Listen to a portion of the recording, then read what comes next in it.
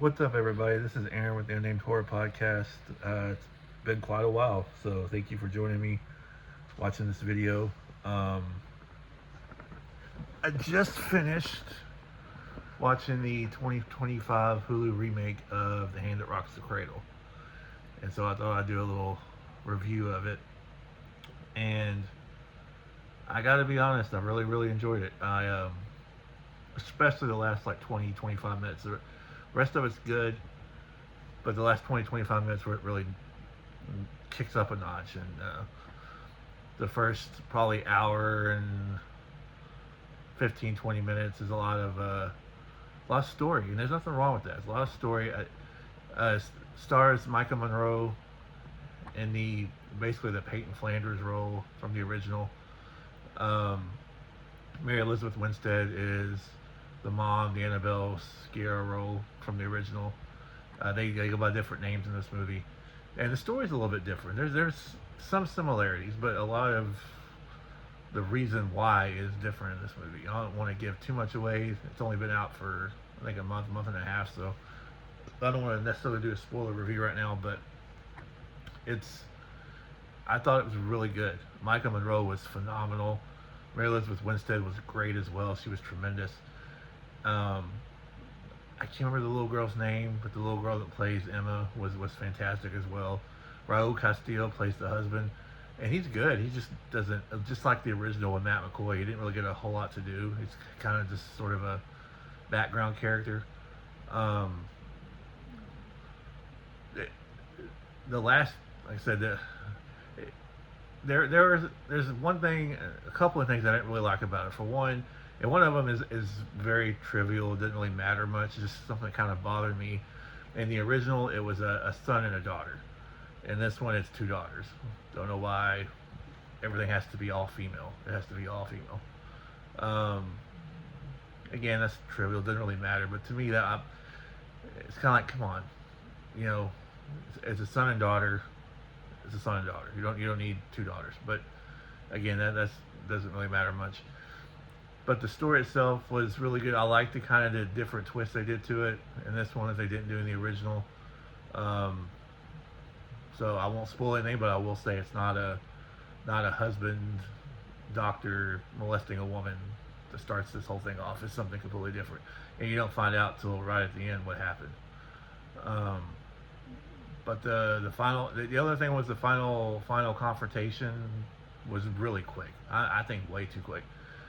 It was good and it was violent and it was bloody, but I thought it was just way too quick. Like less than 5 minutes of screen time and it's over. And it's like, mm, you know, kind of wanted a little bit more there, especially for all the build up and all the things that's happened to this poor mom. And in a lot of ways, things that's happened to the antagonist too, to Micah Monroe's character. She's not, you know, she had some bad things happen to her in her life, and I almost, not almost, I did feel bad for her. Once I found out what really happened, what the story really was, between what happened, I didn't feel as bad for Rebecca De Mornay's character because her husband was a complete total pervert, and I felt bad that she lost her baby, and I felt bad that all that happened, and I see why she wanted to blame that on the mom. But in this one, it's a legit reason to blame the mom, and it's really I don't necessarily. I mean, she takes it to the nth degree. She takes it way too far, but overall, I could kind of see why she felt that way. Um, it's very much an R-rated movie once the blood starts, but until then, it's kind of like, this could have been a PG-13 movie, I think, and probably would have been okay. Although I probably wouldn't have gotten as excited. I may not have even watched it because I don't particularly like PG-13 thrillers or horror movies for the most part. But this one I thought was really well done, especially for a straight to streaming movie. You hear straight to streaming, you're like, man, it's probably gonna suck.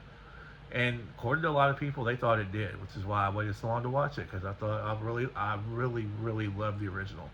It's one of my favorite. In fact, it is my favorite female revenge movies of all time. And it's one of my top probably 5 or 10 favorite thrillers of all time. I absolutely love Hand That Rocks the Cradle. So when I saw this one, I thought, I saw the trailer, I'm like, that looks pretty good. But then I saw a lot of negative reviews, which I should have known not to trust those because.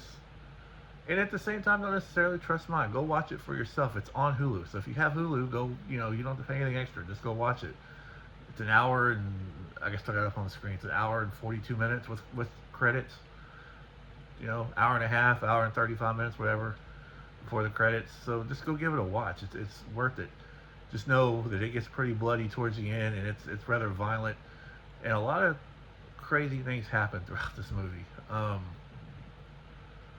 But again, it's to me, it's really really good, and I wanted to put this out there to kind of offset some of the negative reviews because I've seen so many negative reviews, and it's people that, truthfully, I think their biggest problem with the movie was the fact that it was a remake. Watch it for its own merit, man. Like, don't just go into a movie saying you're going to hate it because it's a remake. That's BS. Like, give it a shot, and if you don't like it, you don't like it. But I guarantee the majority of those people that didn't like it, not all, but the majority of those people that didn't like it, only didn't like it because they loved the original so much. And I love the original. I absolutely love the original. But I can also watch this one for what it is and know that this was a pretty damn good remake. Was it Texas Chainsaw Massacre level remake or Hills of Eyes level remake? As far as was it as good as the original or better? No, it wasn't. To me, those are the two greatest remakes of all time. I guess The Thing is a remake. Okay, so top three greatest remakes of all time. But to me, I think Texas Chainsaw 03 and I think Hills of Eyes. I think Last House on the Left and '09 as well are all three amazingly good remakes. Every bit as good as the originals. Do I think this one's as good as the original? No. But I will say, I do think Micah Monroe was. And this is going to sound like sacrilege because I think Rebecca De Mornay was one of the greatest psycho bitches ever in the original. But I think Micah Monroe, she's way more likable and she's way more sympathetic than what Rebecca De Mornay did in the original. There's a lot of that movie in the original. Of course, from the very beginning, like there's no doubt in anybody's mind at the very beginning of that movie, Rebecca De Mornay was psycho. You watch this movie, you don't see the trailers, or you don't know what the story is. You can easily say, well, who's the bad guy here? Because Micah Monroe's very sweet and caring and likable and sympathetic. But when she turns it on, whew, there's a baseball bat attack in the movie that I won't say who gets it, but holy crap, it is violent and just. In the original, Rebecca De Mornay takes the bat into the bathroom and just like beats the hell out of the toilet and the side of the walls with it. Well, in this one, they take a bat and just bash somebody's brains in, and it is just, ooh, violent. Um,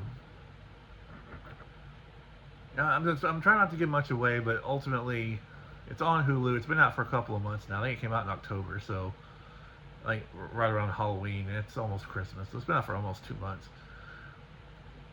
To me, it's worth a watch. Again, if you don't end up not liking it, that's on you. That's totally fine. But for me, I really, really, really liked it, and I think the acting was what got me more than anything else. Because, like I said, there's not really anything too overly violent till like the last 20 minutes of the movie. But until then, there's a lot of really good acting. Micah Monroe. I mean, I admit I haven't seen her in a whole lot. I know she's in a bunch of other stuff. I just haven't seen all of it. But I'm actually about to watch Long Legs right now. Once I get through with recording this video, I may do a video for that one later too.